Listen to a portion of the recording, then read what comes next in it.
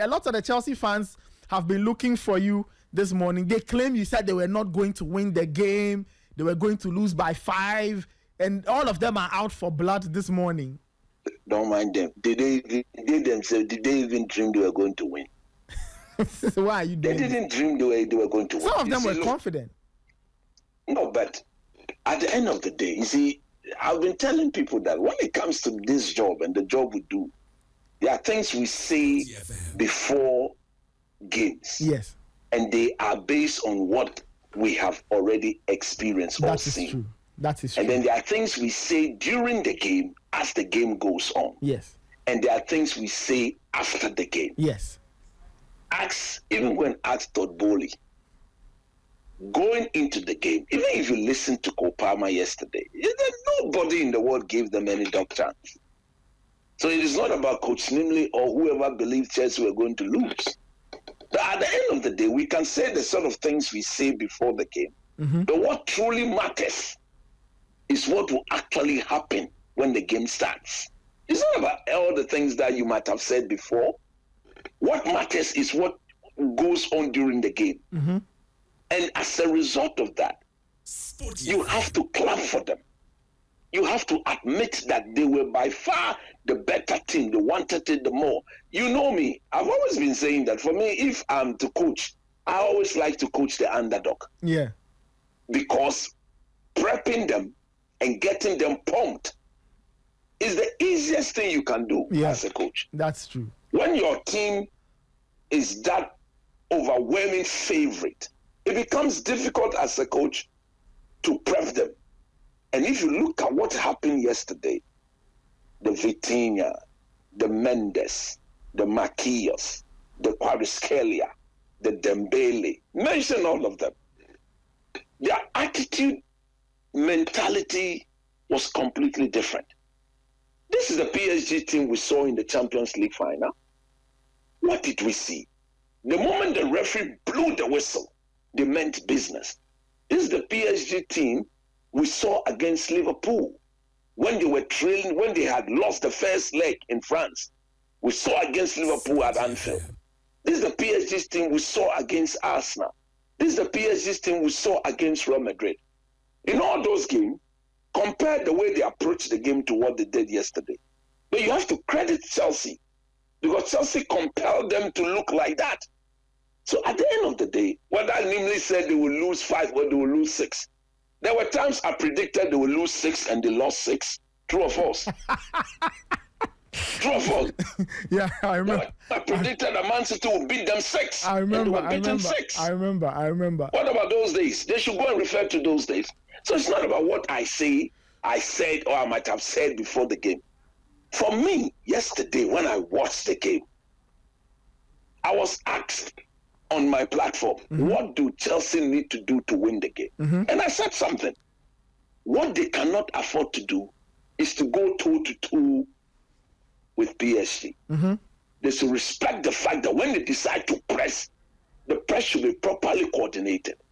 Throughout this tournament, yesterday was the only time you saw the wingers of the opposing team track down the runs of Hakimi and Mendes. True or false? We didn't see Mbappe do that. We didn't see Vinicius do that. Even against Bayern Munich, there were times where I think Coleman and I've forgotten the other guy, they did exactly that. And now I'm a record to have said that. Maybe Bayern Munich should have been the team to have beaten PSG if Bayern had been very meticulous and had taken their chances. Because in that whole entire game, I think Bayern was by far the better team. Harry Kane over elaboration on a simple counter-attack was what eventually handed the game over to PSG. So again, if you look at when they lost to Botafogo, what Botafogo did was to come in with the game plan. When we don't have the ball, we press them in a coordinated manner, track down the runs of their fullbacks, which over the entire season has been their biggest weapon.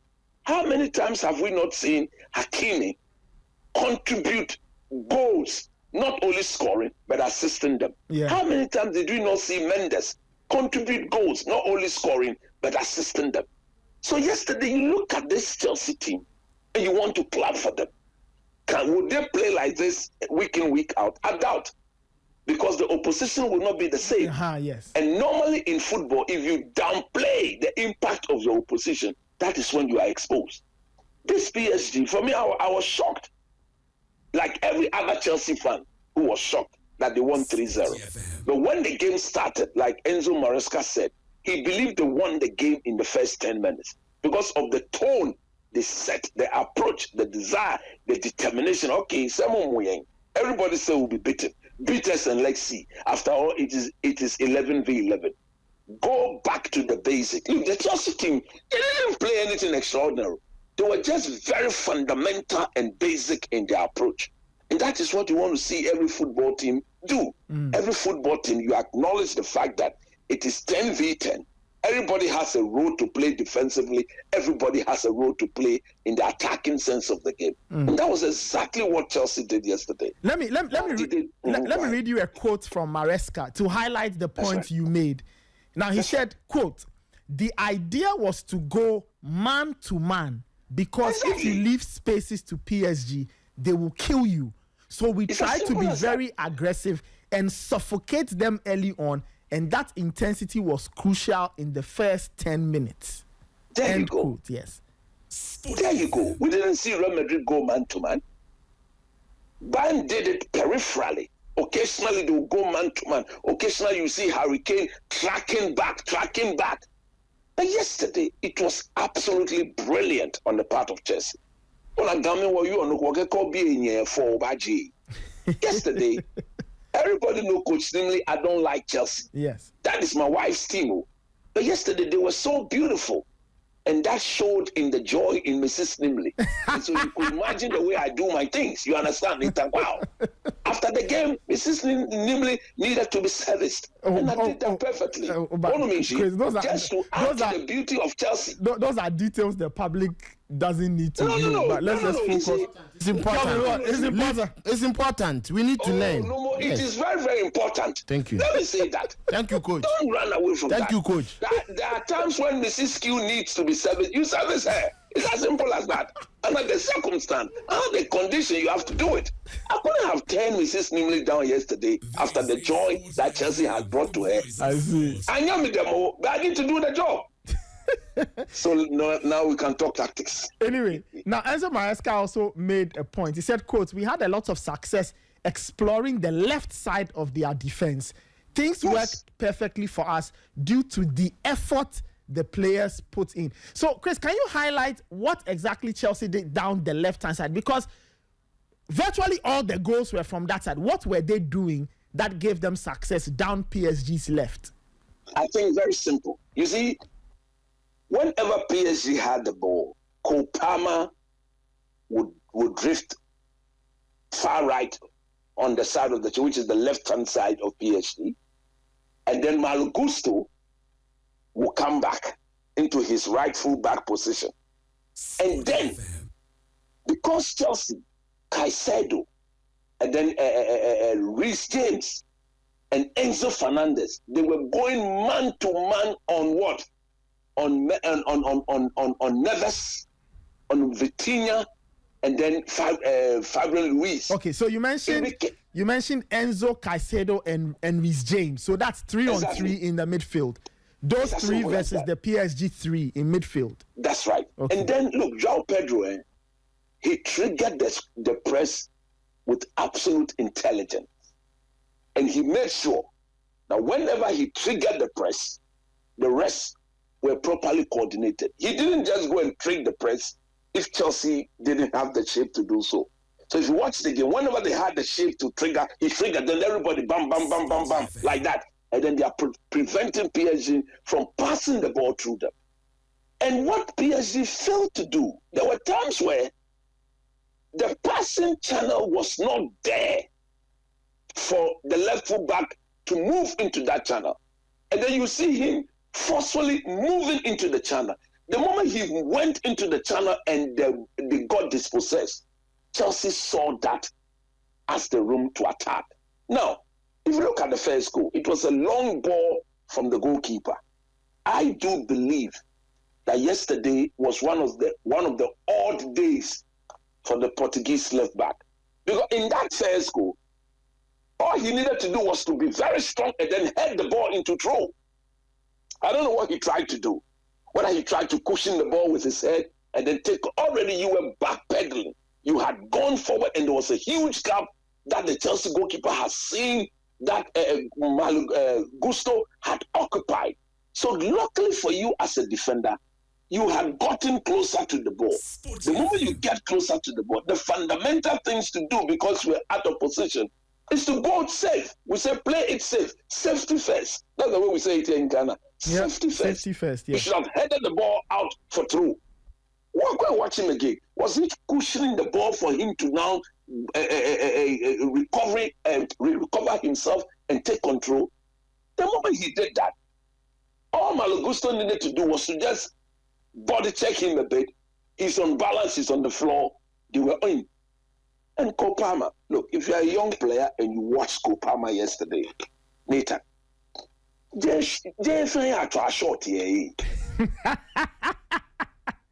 I'm telling you, we watch our players in the box, in the arc. I've always told you that the arc is the goal.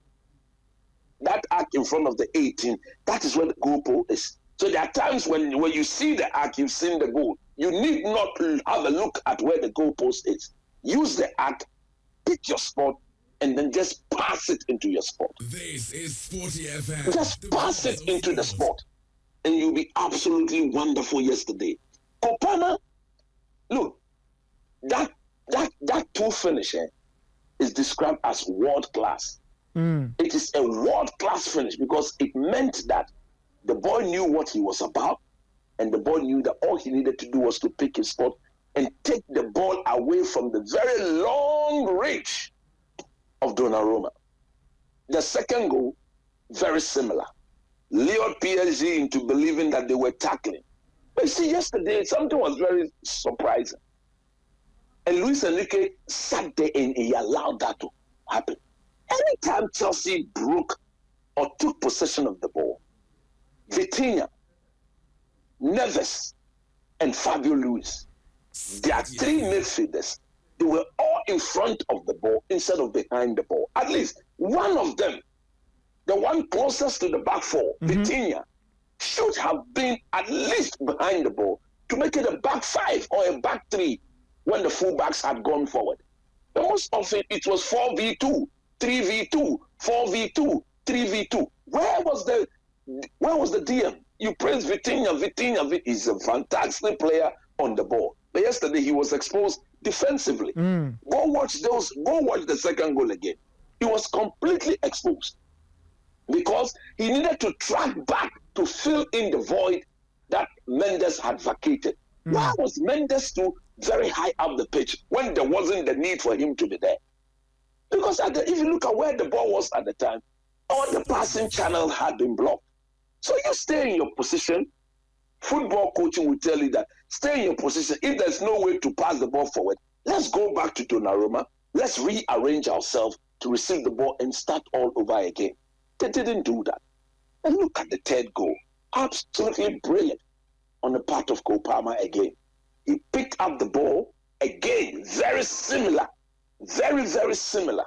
The channel blocked. Chelsea won the ball in midfield, gave it to Palmer, and go and look, go and watch.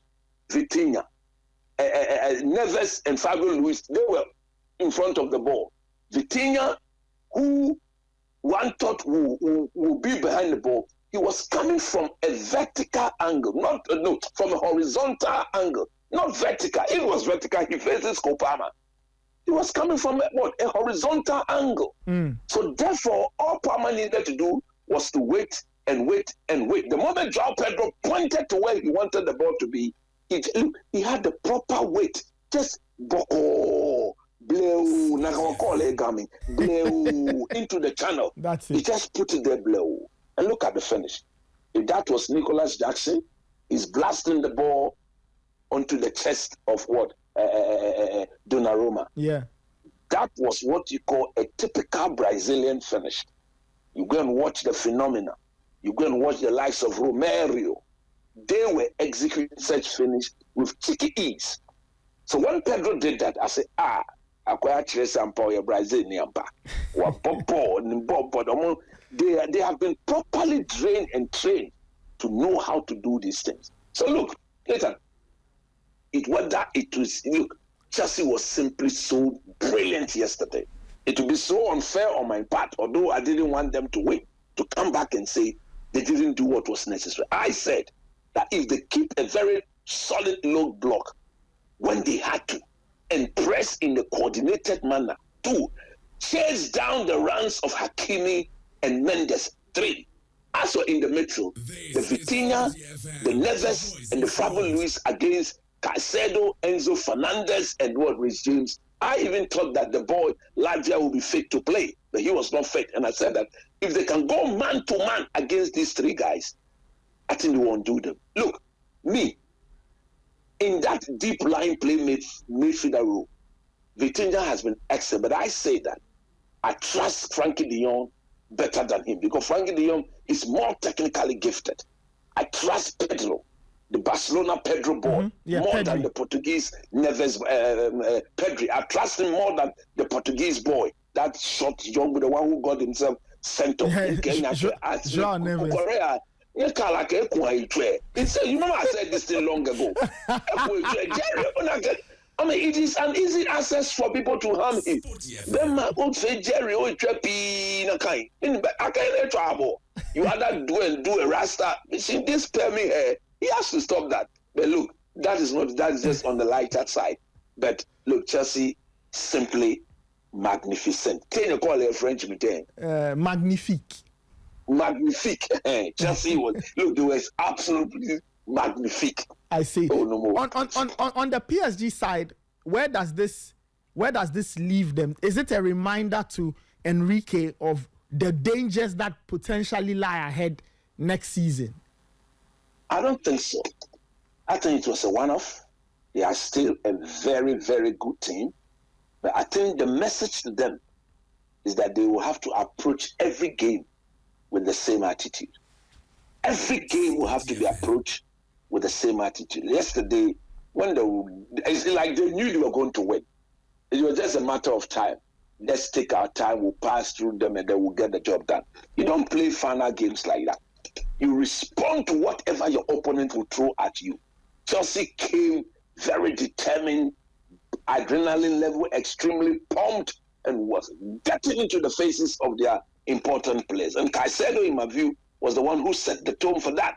The moment he decided that he was not going to allow Vitinha and Neves to turn on the ball, then you could clearly see they were in for some run. And then the man who everybody's starting to be the best player in the world was absolutely disappointed. He couldn't even pass the ball well. He couldn't even dribble anybody. You see, this table. You see, we've seen Dembele over the years. He's had a very, very brilliant season.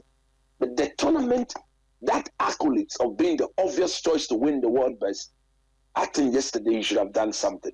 But having said that, I still do believe he should win the award, if not Lamine Yamal. But he should win the award. But on the part of PSG, it's been a very long season. It's time for them to go and rest. It's time for them to have some chilling. Let these guys go and see their families, play some good time, have some fun. But they cannot have too much fun because the season is just approximately 1 month away. So go give them 2 weeks rest. Put them on a proper dieting and a proper training session so that they'll come back a bit fit. You use the last 2 weeks to just bring them back to where they were, and then you have, again, something was very clear yesterday. If you're a coach, you have to balance the way you use your team. If the games are many, the over-reliance on some 13, 14 players cannot be acceptable. You clearly saw that the moment Luis Enrique was forced into making the changes, their standard, their level just dipped. So after all, they don't have extreme quality in depth. There's depth in the team, but to be able to compete on all fronts, we need quality in depth.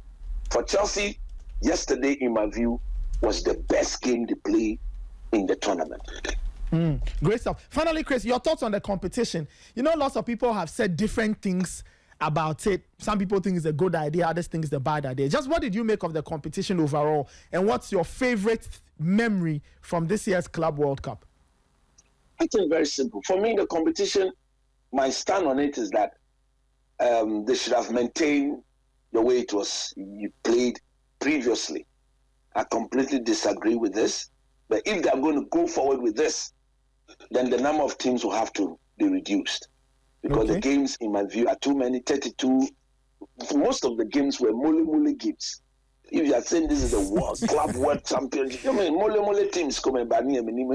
No, but Chris, even the main inter-country World Cup, you still have some of these quote-unquote mole teams. That one is at the national level.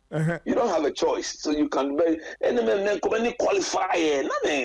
We don't know some of the teams. How did they even qualify for this thing? That's because they won their zonal competitions. I think like Auckland it City should be meant for it should be meant for only those who win their zonal Champions League. Finish. Yeah, so Auckland City, they won the Oceania Champions League and they are here. So they should come. Yes. See, where you see, since it's going to be played every 4 years, the year leading to that, or in the year, those who win the Champions League every zone, they should come and play. So if how many confederation do we have? I think close to 8 or so. Yeah, but we should have only 8 teams. One play, groups of 2, the best first two semi-finals, final, then we kill it. But to have 32 teams and play this number of games is not going to be healthy for the team. It's not going to be healthy for the players. Okay. Believe you me, those teams that went far in this tournament, if the coaches starts the season and they don't start it intelligently by balancing their team in terms of player usage. For example, Chelsea, they played a lot of game in the league, a lot of game in the Conference League. They've added this one to it. When the injury starts coming left, right, center, if they don't have depth, they will suffer. They may not suffer at the beginning. The body, when we get to the December, January, February, then the impact of this tournament will begin to be felt. Now, and that is what some of us don't want. I don't want Chelsea to not to be able to put up a strong competition in the league due to injury. I don't want that. And for me, my lasting memory was when the white side of Spain was taught proper footballing lesson. I'm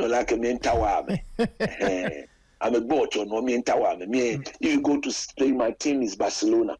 So anytime a team is playing against Real Madrid, I want them beating and beating good.